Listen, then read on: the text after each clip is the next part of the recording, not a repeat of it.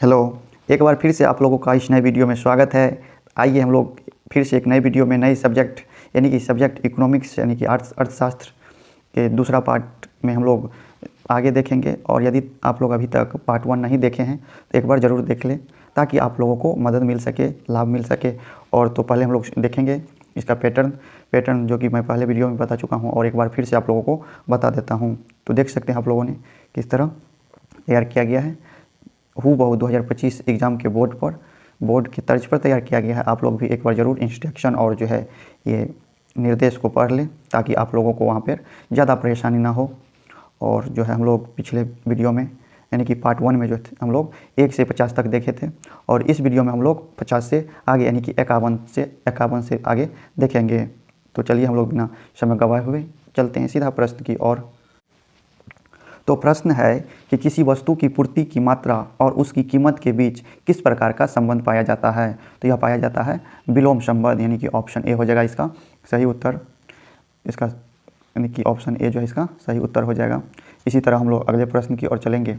अगला प्रश्न है कि यदि किसी वस्तु की कीमत में 60% की वृद्धि हो परंतु पूर्ति में केवल 5% की वृद्धि हो तो ऐसी वस्तु की पूर्ति होगी, ऐसे वस्तु की पूर्ति जो है होगी तो लोचदार, मतलब ऑप्शन बी हो जाएगा इसका सही उत्तर। इसी तरह हम लोग अगले प्रश्न की ओर चलेंगे। अगला प्रश्न क्या है कि बाजार की निम्नलिखित में कौन सी विशेषता है। बाजार की जो है निम्नलिखित में कौन सी विशेषता है। तो यानी कि एक क्षेत्र क्रेताओं एवं विक्रेताओं की उपस्थिति और वस्तुओं का एक मूल्य, यानी कि ये सब जो है बाजार की विशेषता है, यानी कि ऑप्शन डी हो जाएगा इसका सही उत्तर। इसी तरह हम लोग अगले प्रश्न की ओर चलेंगे।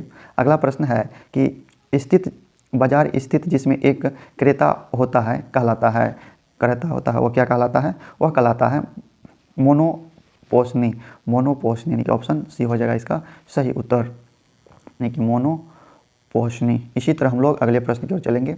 अगला प्रश्न क्या है कि एकाधिकारी प्रतियोगिता का निम्नलिखित में कौन सी विशेषता है।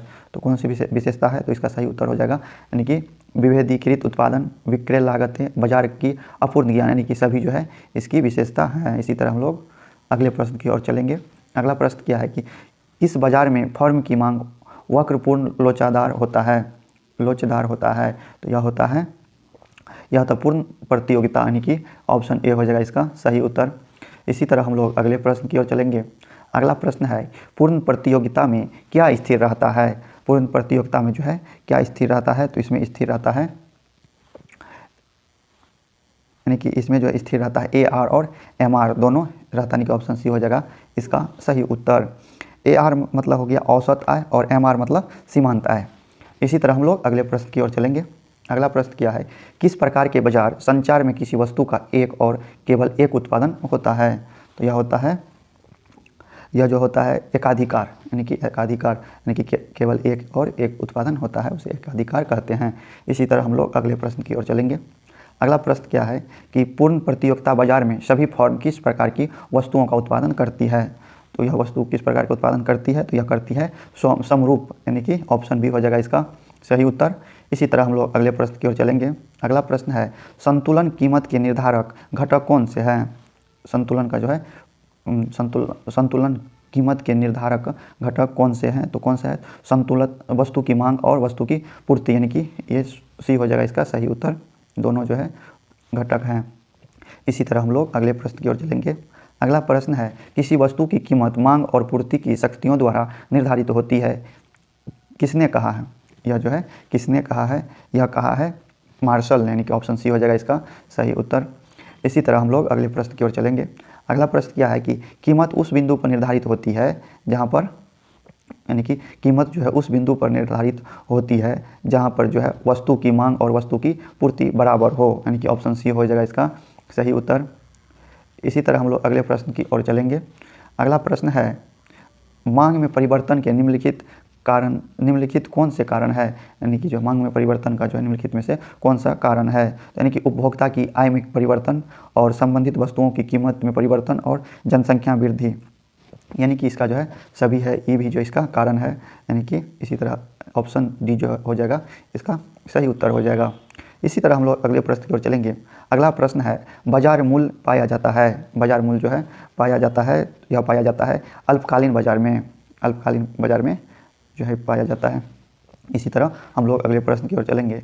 अगला प्रश्न है अति अल्पकाल में पूर्ति होगी, अति अल्पकाल में जो है पूर्ति होगी, वह जो है लोचदार, यानी कि ऑप्शन सी हो जाएगा इसका सही उत्तर, लोचदार। इसी तरह हम लोग अगले प्रश्न की ओर चलेंगे। अगला प्रश्न है मांग आधिक्य की स्थिति होती है जब जो है पूर्ति की तुलना में मांग अधिक हो, यानी कि ऑप्शन सी हो जाएगा इसका सही उत्तर। इसी तरह हम लोग अगले प्रश्न की ओर चलेंगे। अगला प्रश्न है कि साधन कीमत निर्धारण के निम्न में से कौन से घटक है, यानी कि कौन से घटक है, तो यह हो जाएगा लागत, यानी कि लगान मजदूरी और ब्याज, यानी कि सभी जो है घटक है, यानी कि ऑप्शन डी हो जाएगा इसका सही उत्तर। इसी तरह हम लोग अगले प्रश्न की ओर चलेंगे। अगला प्रश्न है समष्टि अर्थशास्त्र की निम्नलिखित में कौन सी सीमाएं हैं, तो कौन सी सीमाएं हैं, यानी कि जो है सामूहिक, यानी कि सामूहिक अर्थशास्त्रीय विरोधाभास और व्यक्तिक इकाइयों का अवहेलना, यानी कि दोनों जो है हो जाएगा, यानी कि ऑप्शन जो है सी हो जाएगा इसका सही उत्तर, यानी कि जो है इसका सही उत्तर हो जाएगा सी। इसी तरह हम लोग अगले प्रश्न की ओर चलेंगे।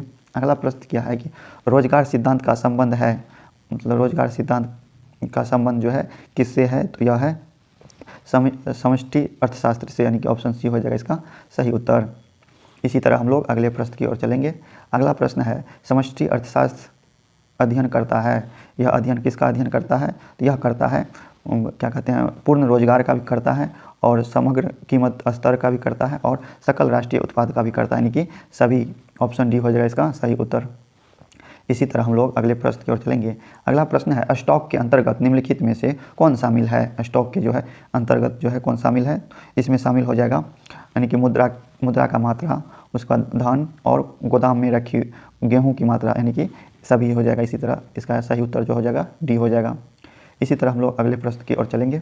अगला प्रश्न क्या है कि निम्नलिखित में कौन सा समष्टि अर्थशास्त्र की विषय वस्तु नहीं है, तो कौन सा विषय वस्तु नहीं है, तो हो जाएगा मांग का नियम, ऑप्शन सी हो जाएगा, यह समष्टि अर्थशास्त्र की विषय वस्तु नहीं है।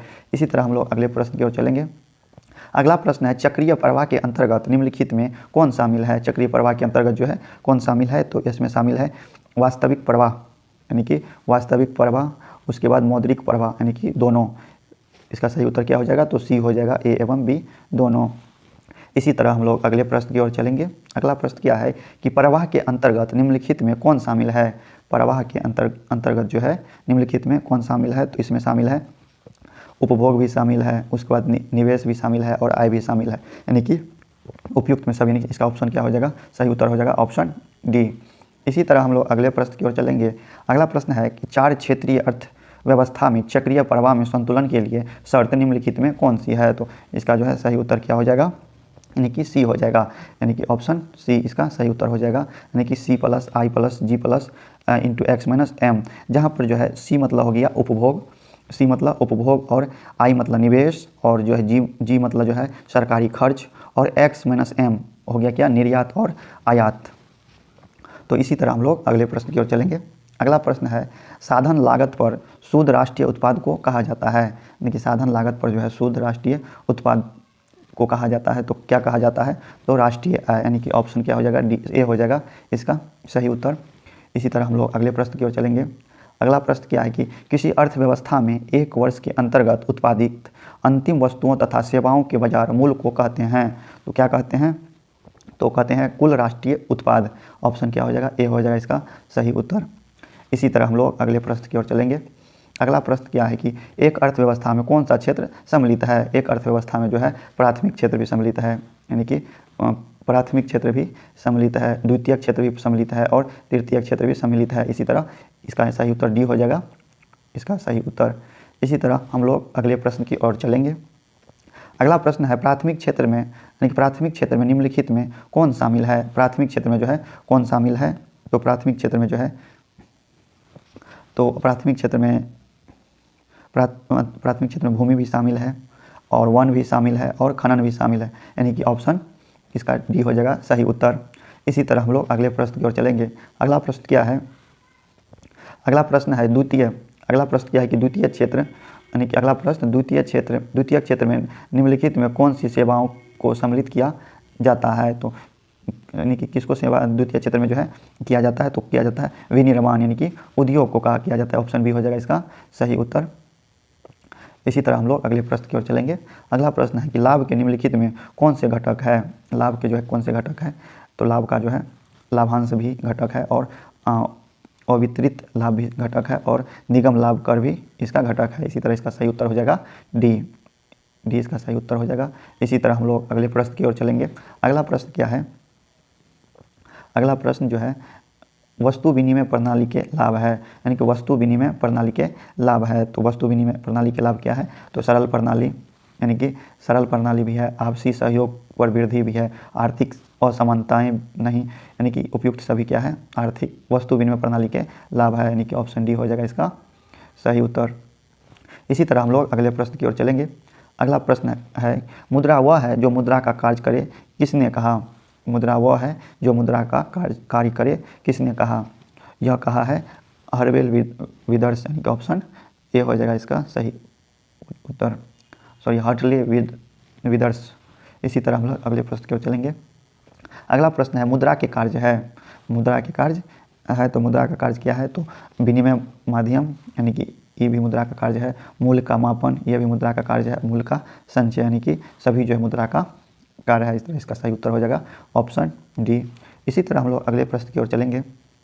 अगला प्रश्न है निम्न में से कौन विधि ग्राह्य मुद्रा है? तो इसका सही उत्तर क्या हो जाएगा? तो प्रचलित पत्र मुद्रा, यानी कि ऑप्शन बी हो जाएगा इसका सही उत्तर। इसी तरह हम लोग अगले प्रश्न की ओर चलेंगे। अगला प्रश्न है कि व्यापारिक बैंक के प्राथमिक कार्य कौन से हैं? व्यापारिक बैंक के जो है प्राथमिक कार्य कौन से हैं? तो इसका जो है प्राथमिक कार्य है जमाएं स्वीकार करना, उसके बाद ऋण देना, उसके बाद साख निर्माण, यानी कि सभी जो है प्राथमिक बैंक का कार्य है, यानी कि ऑप्शन डी हो जाएगा इसका सही उत्तर। इसी तरह हम लोग अगले प्रश्न की ओर चलेंगे। अगला प्रश्न क्या है कि साख गुणक होता है, यानी कि साख गुणक होता है तो नगद गुना 1/CRR। CRR मतलब कैश रिजर्व रेशियो, यानी कि ऑप्शन बी हो जाएगा इसका सही उत्तर। इसी तरह हम लोग अगले प्रश्न की ओर चलेंगे। अगला प्रश्न है व्यापारिक बैंक है। व्यापारिक बैंक जो है व्यापारिक बैंक है नोट निर्माण करना, व्यापारिक बैंक नोट निर्माण करना, उसके बाद जो है ग्राहकों को ऋण देना, यानी कि इसका सही उत्तर हो जाएगा डी हो जाएगा, यानी कि केवल बी और सी।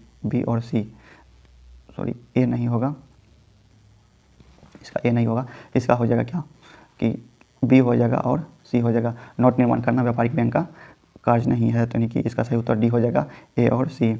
इसी तरह हम लोग अगले प्रश्न की ओर चलेंगे। अगला प्रश्न है केंद्रीय बैंक द्वारा कौन सी मुद्रा जारी की जाती है? केंद्रीय बैंक द्वारा जो है कौन सी मुद्रा जारी की जाती है? तो की जाती है मुद्रा चल मुद्रा, यानी कि ऑप्शन ए हो जाएगा इसका सही उत्तर। इसी तरह हम लोग अगले प्रश्न की ओर चलेंगे। अगला प्रश्न है कि देश में कागजी नोट जारी करने का कार्य कौन करता है? कागजी नोट जारी करने का कार्य जो है करता है केंद्रीय बैंक, यानी कि ऑप्शन बी हो जाएगा इसका सही उत्तर। इसी तरह हम लोग अगले प्रश्न की ओर चलेंगे। अगला प्रश्न है कि निम्न में से कौन साख नियंत्रण की गुणात्मक विधि है? कौन जो है नियंत्रण की गुणात्मक विधि है? तो यह हो जाएगा उपभोक्ता शाखा पर नियंत्रण, ऑप्शन बी हो जाएगा इसका सही उत्तर। इसी तरह हम लोग अगले प्रश्न की ओर चलेंगे। अगला प्रश्न क्या है कि मुद्रापूर्ति का नियंत्रण कौन करता है? मुद्रापूर्ति का नियंत्रण जो है करता है भारत सरकार, यानी कि ऑप्शन ए हो जाएगा इसका सही उत्तर। इसी तरह हम लोग अगले प्रश्न की ओर चलेंगे। अगला प्रश्न है कि साख मुद्रा का विस्तार होता है जब CCR जो है घटता है। CCR मतलब हम लोग बता चुके हैं, मतलब कैश रिजर्व रेशियो। इसी तरह हम लोग अगले प्रश्न की ओर चलेंगे। अगला प्रश्न है नरसिम्हा समिति का संबंध किससे है? नरसिम्हम समिति का संबंध किससे है? तो इसका संबंध जो है बैंकिंग सुधार से है, यानी कि ऑप्शन बी हो जाएगा इसका सही उत्तर। इसी तरह हम लोग अगले प्रश्न की ओर चलेंगे। अगला प्रश्न है 1980 में कुल कितने बैंकों का राष्ट्रीयकरण किया गया था? तो कितने बैंकों का राष्ट्रीयकरण किया गया था? तो 20 बैंकों का राष्ट्रीयकरण किया गया था। इसी तरह इसका सही उत्तर हो जाएगा ऑप्शन ए। इसी तरह हम लोग अगले प्रश्न की ओर चलेंगे। अगला प्रश्न है महामंदी किस वर्ष आई थी? महामंदी जो है किस वर्ष आई थी? यह आई थी 1929 ईस्वी में, यानी कि ऑप्शन सी हो जाएगा इसका सही उत्तर। इसी तरह हम लोग अगले प्रश्न की ओर चलेंगे। अगला प्रश्न है, आय एवं उत्पाद के संतुलन स्तर पर सामूहिक मांग में वृद्धि होने पर किस में वृद्धि होती है? तो यह वृद्धि जो है होती है रोजगार में भी होती है और उत्पादन में भी होती है और आय में भी होती है, यानी कि इसका डी हो जाएगा सही उत्तर। इसी तरह हम लोग अगले प्रश्न की ओर चलेंगे। अगला प्रश्न है, किन्स का गुणक सिद्धांत निम्न में से किसके बीच संबंध स्थापित करता है? यह संबंध स्थापित जो है करता है निवेश तथा आय के बीच, यानी कि ऑप्शन ए हो जाएगा सही उत्तर। इसी तरह हम लोग अगले प्रश्न की ओर चलेंगे। अगला प्रश्न है कि राजकोषीय नीति के अंतर्गत किसे शामिल किया जाता है? तो इसके अंतर्गत जो है इसके अंदर शामिल किया जाता है सार्वजनिक व्यय को भी शामिल किया जाता है, करारोपण को भी शामिल किया जाता है, सार्वजनिक ऋण को भी शामिल किया जाता है। इसी तरह इसका सही उत्तर हो जाएगा डी, यानी कि सभी। इसी तरह हम लोग अगले प्रश्न की ओर चलेंगे। अगला प्रश्न है कि निम्नलिखित में कौन सी राजस्व प्राप्ति नहीं है? कौन सी राजस्व प्राप्ति नहीं है? तो कौन है? ऋणों की वसूली, यानी कि ऑप्शन ए हो जाएगा इसका सही उत्तर। तो हम लोगों ने यहाँ तक 100 तक क्वेश्चन देख लिया और अब हम लोग देखेंगे कुछ इम्पोर्टेंट महत्वपूर्ण सब्जेक्टिव। तो आप लोग देख सकते हैं यहाँ पे क्या कहता है। लघु उत्तरीय प्रश्न संख्या 1 से 30 तक लघु उत्तरीय प्रश्न है। इनमें से किन्हीं 15 प्रश्नों का उत्तर दे। प्रत्येक प्रश्नों के लिए 2 अंक निर्धारित है, यानी कि प्रत्येक प्रश्नों के लिए 2 अंक निर्धारित हैं। और जो है आप लोग जो है कहीं यानी कि 1 से 30 तक में आप 15 क्वेश्चन कोई भी प्रश्न बना सकते हैं जो आपको अच्छे से आता है। और ये प्रश्न देख सकते हैं किस तरह का है। ये प्रश्न हूबहू आप लोगों के इसी टाइप का क्वेश्चन आएगा और इसमें से भी 70+ % क्वेश्चन आ सकता है, आ सकता नहीं, आएगा ही। और आप लोग इसका रिवीजन कर ले और अगर चाहे तो आप लोग वीडियो रोक के इसका जो है आंसर लिख के रिवीजन कर सकते हैं, ताकि वहाँ पे आप लोगों को ज़्यादा परेशानी नहीं होगी। तो देख सकते हैं आप लोगों ने 30 तक जो है था 2 नंबर वाला, यानी कि लघु उत्तरीय। अब जो है अब प्रश्न है दीर्घ उत्तरीय प्रश्न है। दीर्घ उत्तरीय प्रश्न यानी कि 5 नंबर यहाँ बोल रहा है। प्रश्न संख्या 31 से 38 दीर्घ उत्तरीय प्रश्न है। इनमें किन्हीं 4 प्रश्नों का उत्तर दे। प्रत्येक के लिए क्या है? तो प्रत्येक के लिए 5 अंक निर्धारित है।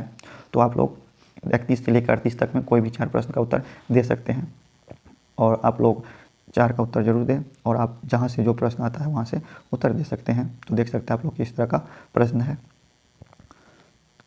तो इस वीडियो में हम लोग यहीं तक देखेंगे और आप लोग ये वीडियो आप लोगों को कैसा लगा ज़रूर बताएं और आप लोग ये वीडियो ज़रूर देखें जिससे आप लोगों को मदद मिल सके।